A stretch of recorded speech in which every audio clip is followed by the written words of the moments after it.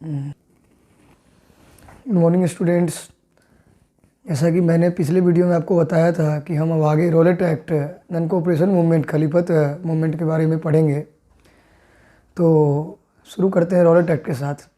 जब गांधी जी ने सत्याग्रह किया और अंग्रेज़ों की स्थिति ख़राब हो गई और पहले ही वर्ल्ड वार से वो ज़्यादा डिस्टर्ब थे, तो वर्ल्ड वार ख़त्म होने के साथ ही वो चाहते थे कि अपने कॉलोनीज़ पे बड़ी पकड़ बनाएं, खासकर इंडिया में।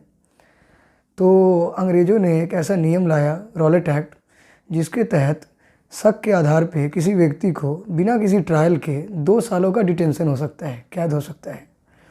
और इस नियम के द्वारा अंग्रेज़ भारतीयों पे और भारत में जो पॉलिटिकल एक्टिविटी चल रहे थे उस पर पूरी पकड़ बनाना चाहते थे।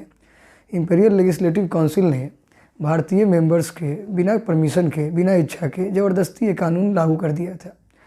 इसके विरोध में गांधी जी एक बड़ा आंदोलन करना चाहते थे, एक शांतिपूर्ण, लेकिन शांतिपूर्ण हड़ताल, एक पीसफुल स्ट्राइक। तो गांधी जी ने लोगों को समझाया और 6 अप्रैल को लोग हड़ताल करना शुरू किए गए। लोगों ने इसके खिलाफ हड़ताल शुरू किया। वर्कशॉप्स बंद कर दिए गए, रेलवे वर्कशॉप्स, और भी बहुत सारी संस्थाएं बंद की गई। पर 10 अप्रैल को जब लोग शांतिपूर्ण तरीके से ही हड़ताल कर रहे थे तो पुलिस के साथ उनकी मुठभेड़ हो गई, क्लैश हुआ और पुलिस ने बहुत सारे लोगों को बुरी तरह से मारा।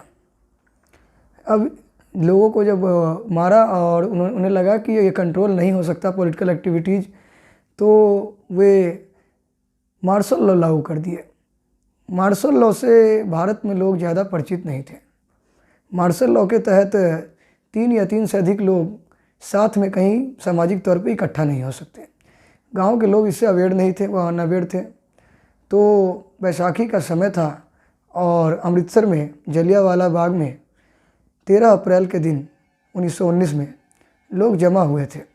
कुछ लोग बैसाखी मेले के लिए जुटे थे और कुछ लोग अंग्रेज़ों के, ब्रिटिशर्स के इस रिप्रेसिव रूल के खिलाफ, इस एक्ट के खिलाफ वहाँ पे जमा हुए थे, मीटिंग कर रहे थे। जनरल डायर के अध्यक्षता में, जनरल डायर के साथ कुछ पुलिस बल वहाँ पे आती है और ओपन फायर का ऑर्डर देते हैं जनरल डायर, और सैकड़ों की तादाद में लोग मर जाते हैं। कुछ लोग कुएं में कूद जाते हैं, वहाँ एक कुआं होता है, एक ही एंट्री गेट होता है, उसको एग्जिट पॉइंट को वो बंद कर देते हैं। इसका बहुत ही बुरा प्रभाव पड़ता है, पूरे देश भर में इसका भारी विरोध होता है। और इस बार अंग्रेज़ बिल्कुल भी मानने के लिए तैयार नहीं होते, शांतिपूर्ण तरीके से भी कोई पॉलिटिकल एक्टिविटीज़ करने देना नहीं चाहते। तो वे लोगों का नाक रगड़वाते हैं, जैसा कि आपके एनसीईआरटी बुक में फ़ोटो भी दिखाया गया होगा। फ़ोटो थोड़ा धुंधला है पर उसमें आप देख सकते हैं एक पुलिस वाला होगा और नीचे व्यक्ति के नाक रगड़वा रहे होंगे, और उसमें लिखा होगा टू सलाम द साहिब्स, साहिबों को सलाम करवाते हैं कि तुमने गलती किया है। तो फिर गांधी जी, जैसा कि मैंने पहले आपको बताया था कि अपने एक पुस्तक में, हिंद स्वराज में, जो 1906 में पब्लिश हुई थी, उसमें उन्होंने लिखा था कि अंग्रेज़ हमारे कोऑपरेशन से हमारे यहाँ रूल करते हैं, अगर हम उन्हें कोऑपरेट ना करें तो 1 साल के अंदर उनकी सरकार कोलैप्स कर जाएगी। एनसीईआरटी बुक्स में सबसे बड़ी खूबी है, आप चाहे केमिस्ट्री पढ़ो या हिस्ट्री पढ़ो, आप उसमें देखेंगे ऊपर टॉपिक ब्लैक कलर से लिखा होगा व्हाई नॉन कोऑपरेशन, और फिर नीचे उसका आंसर होगा कि in 1906 Gandhi ji published a book Hind Swaraj in which he had mentioned that British government would collapse within a year if we do not cooperate them, ऐसा करके लिखा होता है, उसका आंसर भी नीचे लिखा होता है। तो गांधी जी ने नॉन कोऑपरेशन के बारे में सोचा, और उस समय, जैसा कि पहले भी मैंने आपको बताया था कि वर्ल्ड वार फर्स्ट जब ख़त्म हुआ था तो उन्होंने ओटोमन एम्पायर के सारे पावर्स छीन लिए थे। जो मुस्लिम्स के, इस्लामिक हेड होते हैं पूरे वर्ल्ड के, बताते हैं कि उनके पास लौकिक शक्तियाँ होती है, उन सारी शक्तियों को उन्होंने छीन लिया अंग्रेज़ों ने पूरी तरह से। इससे इस्लामिक जगत में बड़ा ही दुख था, रोष था, लोगों में एजिटेशन था। गांधी जी उस इशू को इंक्लूड करके और मुस्लिम्स को साथ लेना चाहते थे, क्योंकि मुस्लिम्स में कुछ नेताओं को भड़का के अंग्रेज और हिंदू से अलग करके चाहते थे कि दोबारा वो 1857 जैसी स्थिति ना बने। 57 में जैसे हिंदू मुस्लिम सारे जात धर्म के लोग साथ मिलकर लड़े और अंग्रेज़ों को भागना पड़ा था, फिर वापस कुछ ज़मींदारों ने अंग्रेज़ों को बसा लिया, जिस वजह से अंग्रेज़ फिर आगे 90 सालों तक शासन किए। तो अंग्रेज़ों ने इससे सीख लिया था कि इन्हें तोड़ना है किसी प्रकार से, फूट की नीति आपने पढ़ा होगा। तो वो चाहते थे मुस्लिम साथ में ना आए, पर गांधी जी ने इस इशू को उठाकर सोचा कि एक वाइड स्प्रेड मूवमेंट इस पर बनाया जाए, एक बड़ा मूवमेंट।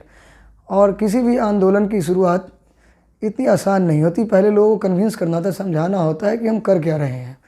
और गांधी जी इसमें पहले से माहिर थे। वो एक विचारक थे, और जो व्यक्ति अध्ययनशील होता है उसकी विचार गहरी होती है, और जो विचारक होते हैं उनकी वाणी में तेज होता है, वो बोलते अच्छा है लोग। और ख़ासकर अगर उद्देश्य पवित्र हो और लोगों के लिए हो, निरुद्देश्य हो, तो और भी ज़्यादा। गांधी जी उन दोनों भाइयों के साथ, शौकत अली और मोहम्मद अली, जो मुस्लिम लीग के हेड होते हैं, संस्थापक होते हैं, उनके साथ पूरे भारत की यात्रा करते हैं। 1920 के गर्मियों की बात है। और फिर वो लोगों से अपील करते हैं, लोगों को समझाते हैं कि हम किस तरह का आंदोलन कर रहे हैं ताकि आंदोलन हिंसक न हो। वह गांव-गांव जाते हैं, लोगों को समझाते हैं। शहरों में जाते हैं, शहरों में लोगों को समझाते हैं, अन्य अन्य जगहों पे। और फिर non cooperation movement stage by stage upfold होता है। अब अगले वीडियो में मैं आपको नन कोऑपरेशन कैसे शहरों में, गाँवों में, पहाड़ों पे किस प्रकार से लोग इसको समझते हैं और किस तरह से एक्टिविटी में आता है, ये मैं बतलाऊँगा।